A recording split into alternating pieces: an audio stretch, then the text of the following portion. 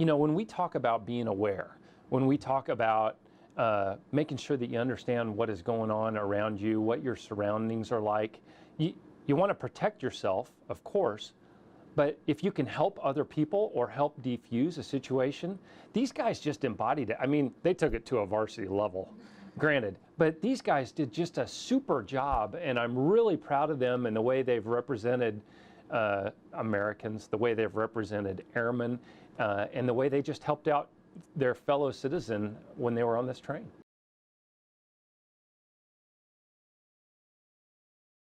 We, the 10th Tanker Base Command, hosted the Turkish Air Force commander. And General Vaughn invited me to come attend, and it was awesome. And the commander's messages were really clear.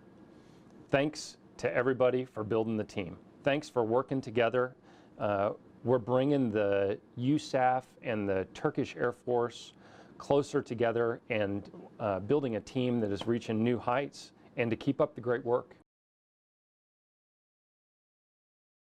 A lot of the SAPR program has just been active duty airmen or airmen with wearing a uniform, airman based. So the Air Force just changed the rules on the SAPR, and now many of the SAPR rules also include our civilians. We always say, hey, we're one team, and now we're actually walking that walk. Yes, we are one team, and the eligibility is going to include appropriated and non-appropriated civilians, and we're the only branch currently with this exception of policy in place. So I think the Air Force is really leading the charge on this.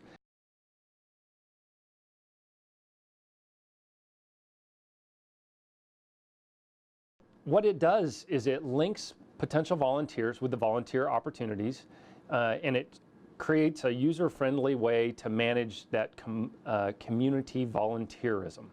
So it's available to the entire base population, military, civilians, and family members, and it's going to help you find the opportunities. It's going to help you understand where there are lots of people volunteering and where there are other places where volunteers are needed, to maybe you have some expertise in that area and you can really help out. It's a way that we track volunteer hours, and they collect volunteer data for awards. It's a way to disseminate information, but it's also a way that tracks information that can help the people who volunteer in the end.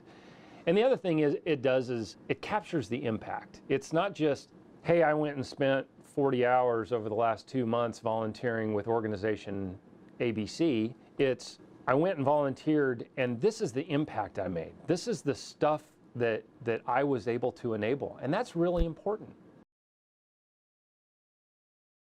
I talked to the Med Group commander this morning, and where we are on opening up Bundy is we have to get the environmental health to make sure everything is safe to open up.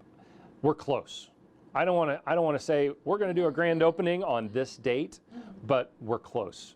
And we're working really hard.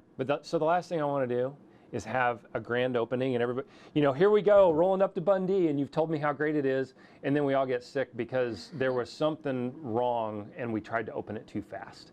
And so we're just making sure that all of all the ducks are in a row, you know, the I's are dotted and the T's are crossed to make sure that it is open properly when it opens. Get creative and make a positive impact. We talked about this with the teachers, and we're going to put together a focus group for teen activities. What about other groups? There are lots of people around here that have that initiative and they have that vision, so I say put it together and run with it. Because that's what makes our community great, that's what makes our team great, and think about being a part of something that's bigger than just you. Well, you know, what have you done for me lately? Well, what can I do for you? What can I do for everybody to make this place just a little bit better, a little bit more fun, a little bit safer, a little bit nicer place to live? Let's take some personal responsibility. Let's band together in small teams, and let's make a difference.